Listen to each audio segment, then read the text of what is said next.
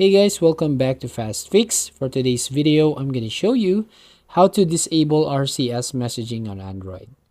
So if you go right here on support.google.com and you can see RCS chats by Google FAQ, you can see that RCS or Rich Communication Services shows you when someone is typing, offer read receipts, which show when someone has read or received your message.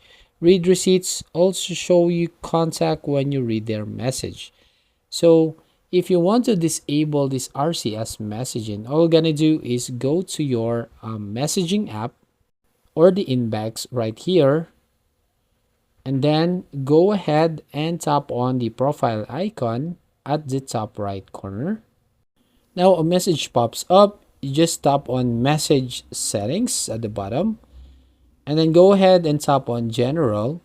And as you can see these options right here, I need you to tap on RCS chats at the top of this option.